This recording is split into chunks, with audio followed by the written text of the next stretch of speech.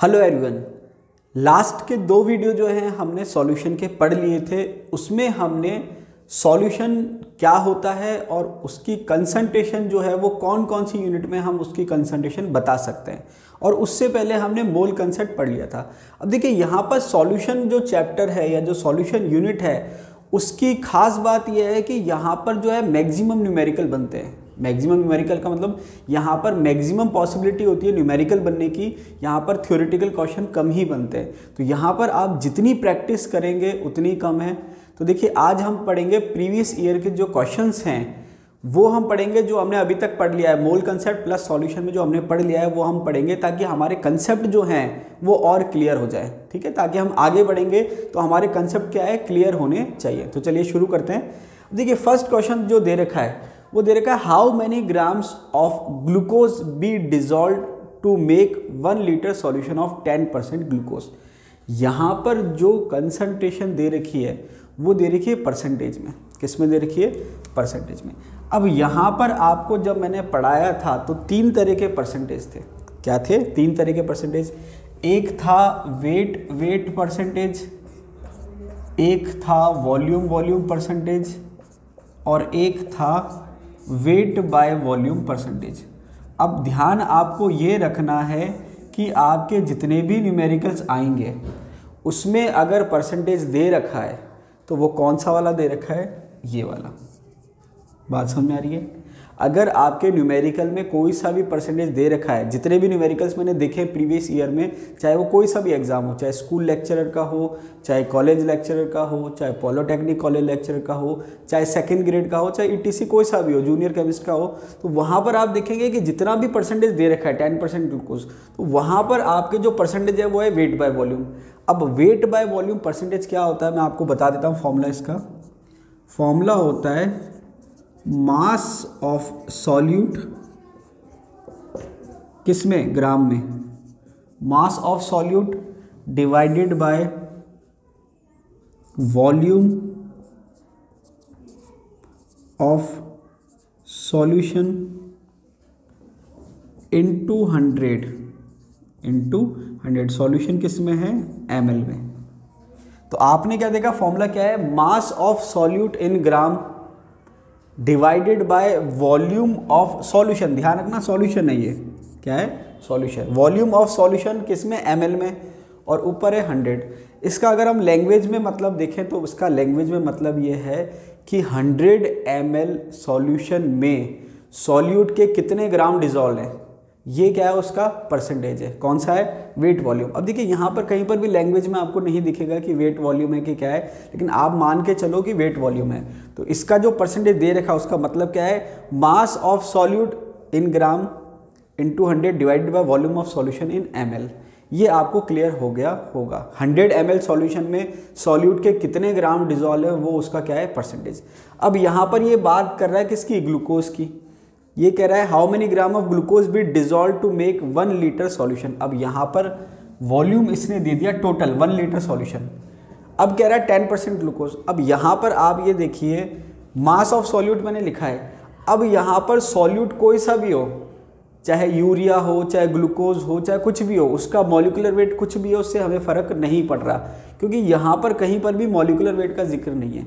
तो देखिए इसका मतलब क्या हुआ कि अगर 10% दे रखा है ग्लूकोज, इसका मतलब क्या है कि 10 ग्राम ग्लूकोज जो है वो डिजॉल्व है किसमें? 100 ml सॉल्यूशन में। बात समझ आ रही है? 10% दे रखा है यहाँ पर, इसका मतलब कितने ग्राम डिजॉल्व है? 10 ग्राम डिजॉल्व है 100 ml में। अब यहाँ पर वो पूछना क्या चाह रहा है कि how many gram, total weight कितना होगा। तो या तो आप इस फॉर्मूले से निकाल लो। कैसे? कि वेट वॉल्यूम परसेंटेज तो दे रखा है 10, तो ये मैंने 10 लिख दिया यहाँ पर।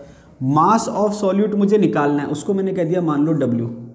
वॉल्यूम ऑफ सॉल्यूशन कितना है? 1 लीटर। मुझे ml में लेना है तो मैंने ले लिया 1000, और यहाँ पर आपके 100 दे रखा है। सिंपल है, इसको आप सॉल्व करेंगे तो 0 से 0 और ये 0 से 0, ये 10 कहाँ हो जाएगा? यहाँ मल्टीप्लाई हो जाएगा। तो W कितना आ जाएगा? 100 ग्राम। ठीक है, या तो आप सीधा फॉर्मूले में पुट करो, या फिर आप ऐसे कह सकते हो कि 10% का मतलब है 10 ग्राम किस में? 100 ml में। तो 100 ml में अगर 10 ग्राम डिजोल हैं, 100 ml में अगर 10 ग्राम डिजोल हैं तो 1 ml में कितने डिजोल होंगे? 10 डिवाइडेड बाय 100। और 1000 ml में मतलब 1 लीटर में कितने डिजोल होंगे? तो ये हो जाएगा 10/100 इंटू 1000। कैसे भी आप सॉल्व कर लो। अब देखिए यहाँ पर आपका आंसर कितना आ रहा है? 100 ग्राम। कितना आ रहा है? 100 ग्राम। लेकिन आप देखेंगे ऑप्शन में एक भी ऑप्शन 100 ग्राम का नहीं है, तो ये क्वेश्चन जो है आरपीएससी ने डिलीट कर दिया था। बात समझ में आ रही है? तो यहाँ पर सिंपल सा मतलब ये है कि अगर 10% सॉल्यूशन दे रखा है, इसका मतलब कोई सा भी सॉल्यूट हो उसके 10 ग्राम डिजोल्व है 100 ml में। तो 100 ml में 10 हैं तो 1 लीटर में कितने हो जाएंगे? 10 इंटू 10, 10 इंटू 10 मतलब 100 ग्राम हो जाएंगे।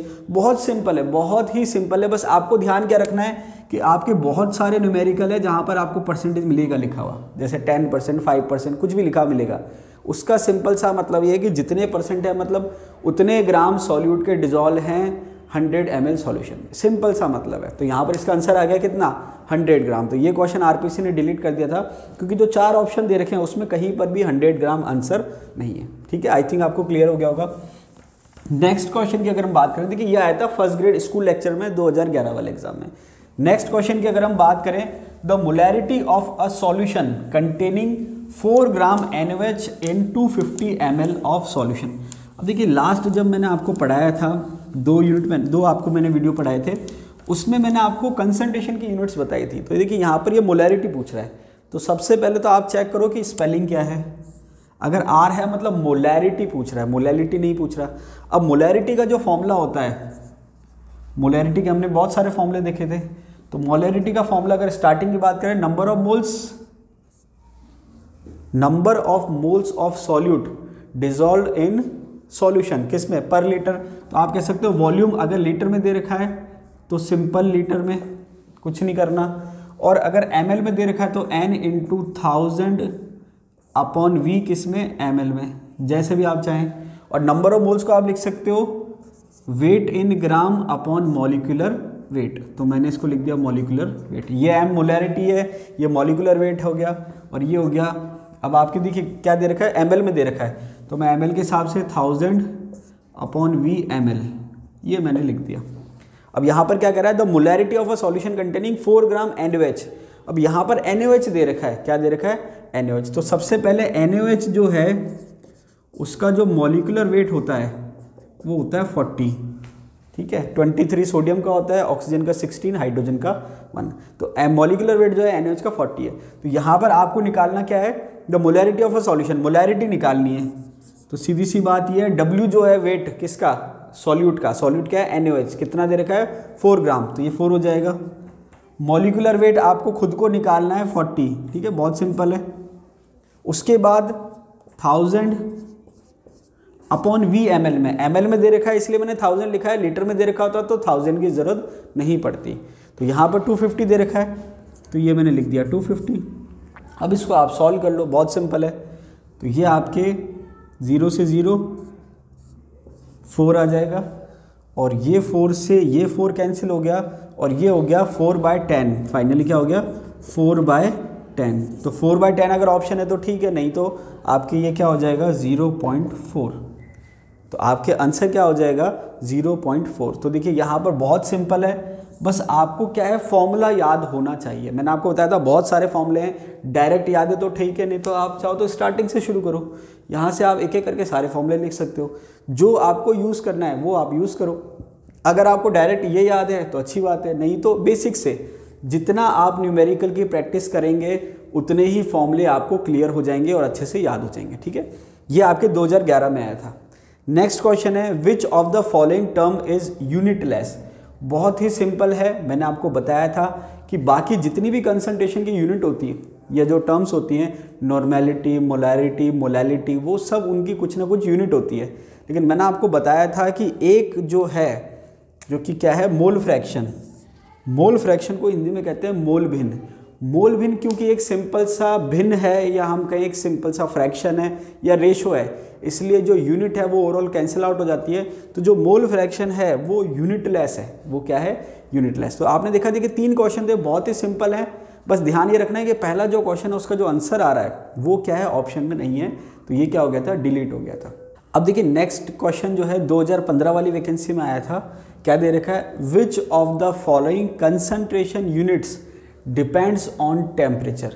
अब देखिए ये मैंने आपको थ्योरी वीडियो में कई बार रिपीट करी थी ये बात कि जो यूनिट जिसमें वॉल्यूम आता है वो टेम्परेचर पे डिपेंड करेगी, और जो कंसंट्रेशन यूनिट जिसमें वॉल्यूम नहीं आता है वो टेम्परेचर पे डिपेंड नहीं करेगी। तो यहाँ पर ये पूछ कौन सी रहा है?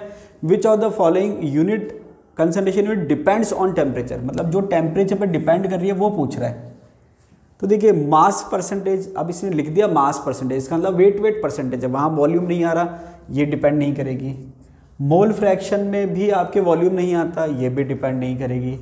मोलैलिटी की बात करें वहाँ पर भी वॉल्यूम नहीं आता, ये भी डिपेंड नहीं करेगी।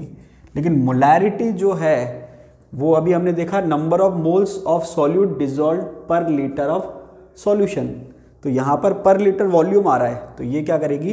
टेम्परेचर पे डिपेंड करेगी, क्योंकि जब आप टेम्परेचर चेंज करते हो तो सॉल्यूशन का जो वॉल्यूम है वो चेंज हो जाता है। ठीक है, इसके बाद सेकंड क्वेश्चन जो है, नेक्स्ट क्वेश्चन जो है वो क्या दे रखा है? A solution contains 3 component. अब ये कह रहा है एक सॉल्यूशन है इसमें 3 कंपोनेंट है, कौन कौन से? ए, बी और सी। 0.2 मोल ईच, इसका मतलब मान लीजिए 3 कंपोनेंट है ए, बी और सी। ठीक है, और ये कह रहा है a solution contain 3 component A, B, C 0.2 mole each, मतलब तीनों का जो है वो कितने मोल दे रखे हैं? 0.2 मोल इसके, 0.2 मोल इसके और 0.2 मोल इसके। तो टोटल मोल अगर मैं लिखूं तो कितना हो गया? 0.6। ठीक है, अब ये कह रहा है then sum of their mole fraction, तीनों के मोल फ्रैक्शन का जो सम होगा वो क्या होगा? इसका मतलब तीनों का जो मोल भिन्न है, तीनों का मतलब 3 कंपोनेंट ए, बी, सी, उनके मोल भिन्न का योग क्या होगा? तो अगर आपको ध्यान हो तो थ्योरी वीडियो में मैंने आपको बताया था कि जब आप जितने भी कंपोनेंट दे रखे हैं, चाहे 2 दे रखे हों, चाहे 3 दे रखे हों, चाहे 4 दे रखे हों, सबका जब आप मोल फ्रैक्शन ऐड करोगे, जोड़ोगे, उनका सम करोगे, तो उसकी वैल्यू कितनी आएगी? 1। उसकी वैल्यू कितनी आएगी? 1। चाहे मोल कुछ भी दे रखे हों, चाहे ए, बी, सी के मोल की संख्या कुछ भी हो, अगर जितने कंपोनेंट है उन सबके मोल फ्रैक्शन का आप सम करोगे तो उसकी वैल्यू कितनी आएगी? 1। तो ये आपको डायरेक्ट याद है। ठीक है, ये आप डायरेक्ट याद कर सकते हो। फिर भी अगर मान लीजिए आपके निकालने की इच्छा हो तो आप कैसे निकाल सकते हो कि जो सम है मोल फ्रैक्शन का, मैंने क्या कहा? XA plus XB plus XC। अब आप क्या कहोगे अगर वैल्यू देके लिखें हम, तो नंबर ऑफ मोल्स का मतलब क्या है? मोल फ्रैक्शन का मतलब क्या है? जैसे XA का मोल फ्रैक्शन, तो जिसका मोल फ्रैक्शन निकालना है उसके मोल की संख्या ऊपर, मैंने क्या लिखा? 0.2 ऊपर, और टोटल मोल नीचे। टोटल कितना है? 0.6। ये एक ही बात हो गई। अब ऐसे ही B आ जाएगा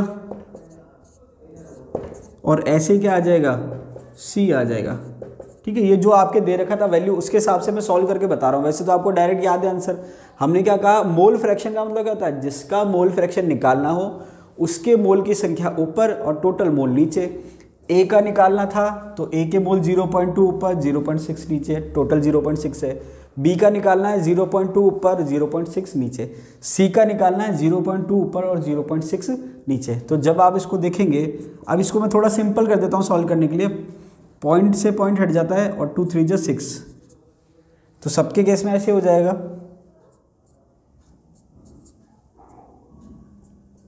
ठीक है, तो क्या आ गया ये? 1/3 प्लस 1/3 प्लस 1/3। अगर आप इसको सॉल्व करेंगे तो 3 कॉमन आ जाएगा, एलसीएम कह सकते हो आप 1। तो फाइनली क्या हो गया? 3/3 इक्वल्स टू 1। ये मैंने आपको करके बता दिया। वैसे आप डायरेक्ट याद करोगे आपको 1 मिनट भी नहीं लगेगा। ठीक है, 5 सेकंड में आपका आंसर आ गया कि भाई जितने भी कंपोनेंट है उन सबके मोल फ्रैक्शन का जो सम होता है वो आपके 1 होता है। अब थोड़ा सा क्या करता है वो, ये वैल्यू देके कंफ्यूज करता है कि भाई 3 कंपोनेंट है ए, बी, सी, इसके मोल इतने हैं, इसके इतने हैं, तो आप सोचोगे भाई वैल्यू दे रखी है, कुछ ना कुछ सॉल्व करना होगा। लेकिन जितने भी कंपोनेंट है सबके मोल फ्रैक्शन का जो सम आएगा वो कितना आएगा? 1। नेक्स्ट क्वेश्चन की बात करें, नेक्स्ट क्वेश्चन क्या कह रहा है? When 6 gram of ethanoic acid. अब देखिए इथेनोइक एसिड जो है वो कार्बोक्सिलिक एसिड का एग्जाम्पल है और IUPAC नाम दे रखा है। क्या दे रखा है? IUPAC, कॉमन नेम नहीं दे रखा है। तो यहाँ पर आपको थोड़ा सा IUPAC का आइडिया होना चाहिए कि इथेनोइक एसिड का मतलब क्या है। अब क्योंकि आप फर्स्ट ग्रेड का एग्ज़ाम दे रहे हैं, मतलब आपकी सबकी MSc करी हुई है, तो इतना आपसे एक्सपेक्ट कर सकते हैं कि भाई आपको पता होना चाहिए कि इथेनोइक एसिड क्या होता है। Is dissolved in 200 gram benzene. इसका मतलब क्या हुआ कि जो इथेनोइक एसिड है, इथेनोइक एसिड क्या होता है? एक्चुअल में एसिटिक एसिड होता है, CH3COOH। एसिटिक एसिड का IUPAC नाम इथेनोइक एसिड होता है, ठीक है। तो यहाँ पर ये कह रहा है when 6 gram of ethanoic acid, तो इसका जो वेट दे रखा है वो कितना दे रखा है? 6 gram. When 6 gram of ethanoic acid is dissolved in 200 gram benzene, तो मैंने क्या कहा? बेंजीन है C6H6 और इसका वेट कितना दे रखा है? 200 ग्राम, ठीक है। तो आपने क्या करा? 6 ग्राम एसिटिक एसिड को डिजॉल्व करा 200 ग्राम बेंजीन में, ठीक है। आगे देखते हैं। Then what is the molality of solution? Molality पूछ रहा है ये। मैंने आपसे कहा था मोलैरिटी कैपिटल M में शो करते हैं, मोलैलिटी स्मॉल m में शो करते हैं। तो मोलैलिटी का जो फॉर्मूला होता है वो होता है number of moles of solute. क्या होता है? Number of moles of solute divided by W, weight of solvent, किसमें? किलोग्राम। मतलब 1 किलोग्राम में सॉल्यूट के कितने मोल डिजॉल्व हैं उसको हम कहते हैं मोलैलिटी। अब इसको और हम सिंपल करें तो मान लीजिए वेट आपके किलोग्राम में ना देके ग्राम में दे रखा है, तो हमने क्या करा? Small n upon capital W into 1000, ये आपके हो गया ग्राम में, ठीक है। तो अगर किलोग्राम में है तो डायरेक्ट W, ग्राम में है तो ऊपर 1000। अब नंबर ऑफ मोल्स निकालने, तो नंबर ऑफ मोल्स का मतलब क्या है? वेट इन ग्राम। ये किसका है? सॉल्यूट का। अपॉन मॉलिक्यूलर वेट, तो ये मैं लिख देता हूँ मॉलिक्यूलर वेट। सॉल्यूट का क्या हो गया? Number of moles, weight in gram upon molecular weight into 1000 upon capital W, ये भी किस में है? ग्राम में। ये सारी चीज़ें आ गई मोलैलिटी। अब उसने पूछा क्या है आपसे? पूछा क्या है? Then what is the molality? Molality ही पूछी है, तो मोलैलिटी हमको निकालनी है M। अब आप जो भी फॉर्मूले में टर्म्स आ रही है उन सब की वैल्यू रखो। वेट किसका? सॉल्यूट का ग्राम में दे रखा है क्या? बिल्कुल दे रखा है, 6 दे रखा है। मॉलिक्यूलर वेट नहीं दे रखा। तो देखिए आप एक चीज़ ध्यान रखना, मॉलिक्यूलर वेट की आप उम्मीद मत करना कि वो आपको आगे से देगा, भाई इतना तो आपको आना चाहिए। तो अगर आप इसका मॉलिक्यूलर वेट निकालोगे तो देखिए हम कैसे निकालते हैं? कार्बन कितने हैं? 2। एक कार्बन एटम का वेट कितना होता है? 12। तो 12 इंटू 2, 12 दूनी 24, ठीक है, ये हो गया कार्बन का। ऑक्सीजन कितने हैं? 2। तो एक ऑक्सीजन का वेट होता है 16, तो 16 दूनी 32, ये हो गया। और हाइड्रोजन कितने हैं? 3 और 1 4। एक हाइड्रोजन का वेट होता है 1, तो 4 हाइड्रोजन का कितना हो गया? 4। तो जब आप इसको जोड़ोगे 24, 32 और 4, तो ये आएगा आपके 60 के बराबर। किसके बराबर आएगा? 60। तो जो आपकी इथेनोइक एसिड है, जो एसिटिक एसिड है, उसका मॉलिक्यूलर वेट कितना है? 60। तो यहाँ पर हमने लिख दिया 60, ठीक है। Wait in gram upon molecular wait. अब आपके क्या हो जाएगा? 1000 ऊपर आ गया। अब जो कैपिटल W है वो क्या है? वेट किसका है? सॉल्वेंट का। सॉल्वेंट क्या है यहाँ पर? बेंजीन। कितना दे रखा है? 200 ग्राम। ये मैंने 200 लिख दिया। इसको आप सॉल्व कर लो। तो देखिए जब आप इसको सॉल्व करेंगे तो ये 0, ये 0, ये 0, 3 0 कैंसिल आउट हो गए। और 3 0 जब आपने कैंसिल आउट करे तो 6 से 6 कैंसिल आउट हो गया। अब ये फाइनली बच गया 1/2। क्या बच गया? 1/2। तो 1/2 का मतलब होता है 0.5। आप चेक करो ऑप्शन में है क्या 0.5? बिल्कुल है। तो आंसर हो जाएगा आपके 0.5। तो यहाँ पर आपके आंसर क्या हो जाएगा? 0.5। अब देखिए एक बहुत इंपॉर्टेंट चीज़ है, बता देता हूँ आपको कि एसिटिक एसिड जो है बेंजीन में डाइमर बनाता है। क्या बनाता है? डाइमर। लेकिन इस क्वेश्चन में उसने वो कंसेप्ट नहीं पूछा है। बात समझ आ रही है? यहाँ पर क्या है कि जो एसिटिक एसिड है वो क्या करता है? 2 मॉलिक्यूल एक साथ मिलकर डाइमर बना लेता है। तो वहाँ पर वो क्या है? एक मॉलिक्यूल की तरह बिहेव करने, 2 मॉलिक्यूल जो है एक मॉलिक्यूल की तरह बिहेव करने लग जाते हैं, तो उसका मॉलिक्यूलर वेट चेंज हो जाता है। लेकिन यहाँ पर उसने वो नहीं पूछा है, इसलिए हमने डाइमर का कंसेप्ट नहीं लिया है। लेकिन मैं आपको मतलब आगाह कर रहा हूँ या केयरफुल कर रहा हूँ कि एग्जाम में अगर कंसेप्ट डाल दे तो आपको ध्यान रखना है। क्यों? क्योंकि अगर आप डाइमर बनाओगे, जैसे मान लीजिए अगर डाइमर का कंसेप्ट देता तो डाइमर के कंसेप्ट से क्या होता है कि ये एक मॉलिक्यूल है, इसका वेट कितना है, मॉलिक्यूलर वेट 60। अगर मान लो डाइमर बना लेता, हमने क्या कहा, मान लीजिए डाइमर बन गया, तो डाइमर बनने से क्या होगा कि वेट इन ग्राम तो 6 का 6 ही रहेगा, लेकिन मॉलिक्यूलर वेट डबल हो जाता है क्योंकि 2 मॉलिक्यूल एक साथ हो गए, तो ये 120 हो जाता है इंटू 1000/200। तो यहाँ पर क्या है कि जो आंसर पहले आ रहा था वहाँ पर नीचे ये डबल हो गया, तो देखिए क्या होगा, ये 0 से 0, 0 से 0, ये 0 से ये 0, ठीक है, ये हो गया 6 2 12, तो ये आ गया 1/4। क्या आ गया, 1/4। 1/4 का मतलब होता है 0.25। अब यहाँ पर 0.25 ऑप्शन में नहीं दे रखा है, तो अगर 0.25 ऑप्शन में दे रखा होता तो आंसर वो होता, लेकिन यहाँ पर उसने ऑप्शन नहीं दे रखा, मतलब वो डाइमर का कंसेप्ट नहीं पूछना चाह रहा, सिंपल पूछना चाह रहा है। तो सिंपल पूछना चाह रहा है तो हमने डाइमर का कंसेप्ट काम में नहीं लिया। तो जब डाइमर का कंसेप्ट काम में नहीं लिया तो आंसर क्या आ जाएगा, 0.5। और अगर आप डाइमर का कंसेप्ट काम में लेते तो आंसर क्या आता, 0.25। ठीक है, तो यहाँ पर नहीं पूछा है तो आंसर क्या आ जाएगा, 0.5। यहाँ पर मैंने आपको इसलिए बता दिया कि मान लीजिए दूसरा कोई क्वेश्चन हो और वहाँ पर वो कंसेप्ट डाल दे, तो फिर आप ये सोचोगे कि सर ने तो ऐसा कुछ बताया ही नहीं जब क्वेश्चन सॉल्व करवाया था। तो मैंने आपको बता दिया कि यहाँ क्वेश्चन दिया है लेकिन डाइमर का कंसेप्ट नहीं पूछा है, इसलिए आपने सिंपल सॉल्व कर लिया। अगर वो बेंजीन में एसिटिक एसिड देता है तो वहाँ पर वो क्या करता है, एसोसिएशन करता है और डाइमर बना लेता है। अब एसोसिएशन और डिसोसिएशन का जो कंसेप्ट है वो जब हम वांट ऑफ फैक्टर पढ़ेंगे वहाँ पर आगे आ जाएगा, तो उसको हम वहाँ डिटेल में पढ़ लेंगे। अभी मैंने केवल आपको हिंट के तौर पे बता दिया, ठीक है। अब देखिए, अभी तक जो हमने क्वेश्चन पढ़े थे वो सारे स्कूल लेक्चरर के जो प्रीवियस पेपर थे उसमें आए हुए थे। उसके अलावा जो डिफरेंट एग्जाम्स हैं उसमें जो क्वेश्चन आए हुए हैं उसमें से मैंने कुछ क्वेश्चन लिए प्रैक्टिस के लिए। तो देखिए, नेक्स्ट क्वेश्चन की अगर हम बात करें, what is normality of a solution. Normality पूछ रहा है, नॉर्मलता पूछ रहा है। Prepared by dissolving 4 gram NaOH in 100 ml। अब देखिए, यहाँ पर अगर आपको ध्यान हो तो मैंने आपको बताया था कि जो नॉर्मेलिटी होती है उसका जो फॉर्मूला होता है, जैसे आप मोलैरिटी लेते हो, number of moles of solute dissolve पर लीटर ऑफ सॉल्वेंट, मतलब 1 लीटर सॉल्यूशन में सॉल्यूट के घुले हुए मोलों की संख्या। तो यहाँ पर जब आप नॉर्मेलिटी की बात करोगे तो वहाँ पर मोल की जगह क्या आता है, ग्राम तुल्यांक किया जाता है। क्या आ जाता है, ग्राम तुल्यांकी। फिर मैंने आपसे कहा था कि अगर ऐसे इलेक्ट्रोलाइट हैं जिसकी वैलेंसी 1 है या जिसकी संयोजकता 1 है या ±1 है, तो वहाँ पर वो सेम रहता है। तो N = X × M, ये मैंने आपको कॉमन फॉर्मूला लिखवाया था ताकि आपको कोई कन्फ्यूज़न ना हो। X क्या है यहाँ पर, वैलेंसी है। X क्या है यहाँ पर, वैलेंसी। तो अब यहाँ पर वैलेंसी जो है NaOH की वो 1 है।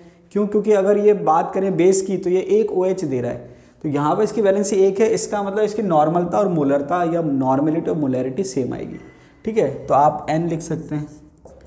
तो N में आपने क्या लिखा, number of gram equivalent. Number of gram equivalent का फॉर्मूला क्या होता है, wait in gram upon equivalent weight, ठीक है, इनटू 1000/V। V किस में है, ml में है। ये किसका वेट है, सॉल्यूट का। ये किसका इक्विवेलेंट वेट है, सॉल्यूट का। सॉल्यूट का मतलब विलय। V क्या है, वॉल्यूम किसका, सॉल्यूशन का, ठीक है, विलियन का। किस में है, ml में। अब यहाँ पर आप इसको जब वैल्यू रखेंगे, नॉर्मेलिटी आपको निकालनी है NaOH की, कितना वेट दे रखा है, 4 ग्राम, तो आपने 4 रख दिया। अब NaOH का जो मॉलिक्यूलर वेट होता है वो कितना होता है, 40। तो इक्विवेलेंट वेट निकालने का फॉर्मूला क्या है, molecular weight divided by valency. ये मैंने आपको बताया था मोल कंसेप्ट में। तो यहाँ पर इसकी वैलेंसी 1 है तो इसका इक्विवेलेंट वेट और मॉलिक्यूलर वेट सेम आएगा। तो सेम आएगा तो मैंने कितना कहा, 40। अब तो आपको याद हो गया होगा, 3-4 हमने न्यूमेरिकल कर लिए NaOH के साथ। 40 आ गया इंटू 1000 अपॉन कितने ml में है, 1000 ml में, तो ये 1000 हमने लिख दिया। अब आप देखेंगे बहुत सिंपल है, कोई प्रॉब्लम नहीं है, 0 0 0 0 0 0, ठीक है। ये आपके 4 और ये 40, तो ये जब आप कैंसिल आउट करेंगे तो फाइनली क्या आ गया, 1/10। अब ऑप्शन जो है आपके पॉइंटों में ना देखे इसी फॉर्म में है, तो आपने क्या कहा, 1/10 या n/10, तो आंसर क्या हो जाएगा, n/10। ये आपके जो टेक्निकल एजुकेशन होता है या जिसको आप कहते हो पॉलिटेक्निक कॉलेज लेक्चर, उस एग्जाम में आया था अभी 2020, लेटेस्ट ही है, बहुत ज़्यादा पुराना नहीं है। 2020 का जो टेक्निकल एजुकेशन हुआ था उसमें पूछा हुआ है, ठीक है। इसके बाद नेक्स्ट क्वेश्चन की अगर हम बात करें, a mass of the solute present in 100 ml of the solution is known as. इसका मतलब क्या हुआ, 100 ml सॉल्यूशन में सॉल्यूट के कितने ग्राम डिजोल्व हैं, इसको हम क्या कहते हैं। अब देखिए आज का जो पहला ही क्वेश्चन था वो इसी पे था, तो ये आप मुझे कमेंट करके बताओ कि इसका आंसर क्या होगा। आज का जो पहला क्वेश्चन था वो इसी पे था, मैंने आपको समझाया था, क्या समझाया था कि अगर 100 ml सॉल्यूशन में सॉल्यूट के कितने ग्राम डिजोल्व हैं उसको हम क्या कहते हैं। ठीक है, तो ये 4 ऑप्शन दे रखे हैं, mass percentage, volume percentage, mass by volume percentage और पार्ट्स पर मिलियन। तो ये आप मुझे कमेंट करके बताओ इसका आंसर क्या होगा। ठीक है, नेक्स्ट क्वेश्चन की बात करते हैं। If 74.5 gram of KCl potassium chloride दे रखा है is dissolved in 1 kilogram of water. अब ये कह रहा है 1 किलोग्राम वाटर दे रखा है, ठीक है, 1 किलोग्राम वाटर दे रखा है, then the molality of the solution will be. अब यहाँ पर मोलैलिटी पूछी है, तो मोलैलिटी जो होती है स्मॉल m होती है, और वो क्या होती है, number of moles of solute और वेट ऑफ सॉल्वेंट किस में, किलोग्राम में। अब यहाँ पर आपके किलोग्राम में दे रखा है 1 किलोग्राम, तो आपको 1000 की हेडेक ही नहीं है, करने की ज़रूरत ही नहीं है। अब आपको क्या निकालना है, नंबर ऑफ मोल्स निकालना है। तो जो W है उसकी वैल्यू तो 1 आ गई वैसे वैसे, तो देखिए N डिवाइडेड बाय W कितना हो गया, 1 किलोग्राम में 1 दे रखा है। अब आपको N निकालना है, तो जो N आएगा वही आपके M आ जाएगा। अब N के नंबर ऑफ मोल्स क्या है, wait in gram upon molecular wait. अब KCl का मॉलिक्यूलर वेट कितना होता है, तो यहाँ पर जो क्वेश्चंस दे रखे हैं उसके अकॉर्डिंग अगर हम देखें तो पोटेशियम का 39 होता है और इसका होता है क्लोरीन का 35.5। कितना होता है, 35.5। क्लोरीन जो है 2 आइसोटोप होते हैं, 35 और 37। तो जो परसेंटेज अबंडेंस होती है उसके अकॉर्डिंग जो एवरेज वेट आता है वो होता है 35.5। ठीक है, सिंपल आप याद रखो 35.5 होता है। इसको जब आप ऐड करोगे तो ये आ जाएगा 5, ये हो गया 9 और 5 कितने हो गए 14, हासिल का 1 7, 74.5। ठीक है, अब ये मैंने आपको बता दिया मॉलिक्यूलर वेट। अब ये आप वैल्यू रख के मुझे सॉल्व करके बताओ कि इसका आंसर क्या आएगा। ये भी आप मुझे कमेंट करके बताओ कि इसका आंसर क्या आएगा। ठीक है, इसके देखिए ऑप्शन दे रखे 1m, 10m, 0.1m, 0.001m। अब देखिए यहाँ पर जो ऑप्शन है बहुत दूर दूर है, तो आपको बहुत ज़्यादा एक्यूरेसी दिखाने की जरूरत नहीं कैलकुलेशन में, टाइम बचाइए आप। ठीक है, ये आप ध्यान रखना, प्रैक्टिस से आएगा। लास्ट क्वेश्चन दे रखा है इफ 5.85 ग्राम ऑफ NaCl, क्या दे रखा है, NaCl दे रखा है, कितना दे रखा है 5.85। सबसे पहले मैं लिख देता हूँ कि भाई NaCl दे रखा है, ठीक है, सॉल्यूट की तरह काम करेगा, कितना दे रखा है 5.85 gram. If 5.85 gram of NaCl it dissolve in 90 gram of water, तो ये तो NaCl दे दिया 5.85 ग्राम, और वाटर जो दिया है वो कितना दे रखा है 90 ग्राम। कितना दे रखा है 90 gram of water. The mole fraction of NaCl is, अब यहाँ पर इसने NaCl का मोल फ्रैक्शन पूछ लिया। अब NaCl का मोल फ्रैक्शन का मतलब यह है कि नंबर ऑफ मोल्स किसके, NaCl के, upon total number of moles. तो टोटल नंबर ऑफ मोल्स का मतलब मोल किसके, NaCl के, प्लस मोल किसके, वाटर के। तो यहाँ पर आपको क्या करना है कि दोनों के नंबर ऑफ मोल्स निकालने हैं। क्या निकालने हैं, नंबर ऑफ मोल्स। तो जब आप नंबर ऑफ मोल्स निकालेंगे, जैसे n आप निकाल रहे हो NaCl के लिए, तो नंबर ऑफ मोल्स का मैंने आपको फॉर्मूला बता रखा है मोल कंसेप्ट में, wait in gram upon molecular wait. अब NaCl का मॉलिक्यूलर वेट आपको आई थिंक बताने की ज़रूरत नहीं होनी चाहिए, फिर भी बता देता हूँ। NaCl का जब आप मॉलिक्यूलर वेट निकालोगे तो Na का कितना है 23, Cl का कितना है 35.5। इसको जब आप ऐड करोगे तो ये हो गया 0.5, 5 और 3 8, 3 और 2 5, 58.5 आ गया। तो जब आप NaCl के नंबर ऑफ मोल्स निकालेंगे तो वेट इन ग्राम आप देख लो कितना दे रखा है, ऊपर लिखा हुआ है, और मॉलिक्यूलर वेट आपको मैंने बता दिया कितना होता है 58.5। तो इससे NaCl के नंबर ऑफ मोल्स आ जाएंगे। ऐसे ही आप वाटर के लिए निकाल लो। वाटर के लिए कैसे निकालोगे, wait in gram upon molecular weight. Wait in ग्राम में क्या आ जाएगा 90। अब H2O का मॉलिकुलर वेट क्या है ये मैं आपको नहीं बता रहा, ये आपको पता होना चाहिए। तो आपने दोनों के नंबर ऑफ मोल्स निकाल लिए। उसके बाद ये जो फॉर्मूला है जो आपसे पूछा है वो क्या पूछा finally, the mole fraction of NaCl। इसमें आप क्या करो, दोनों के मोल्स निकाल के वैल्यू रख दो और वैल्यू रखने के बाद सॉल्व करो, और सॉल्व करने के बाद जो आंसर आ रहा है इनमें से वो मुझे कमेंट करके बताओ कि आपका आंसर क्या आ रहा है। अब देखिए इससे एक चीज़ पता चलती है कि एक तो जो है मैंने आपको कंसेप्ट बता दिया, क्या बता दिया कि कंसेप्ट की जो क्वेश्चन है वो कौन से कंसेप्ट से सॉल्व होगा। अब बाकी जो काम है प्रैक्टिस का वो आपका है।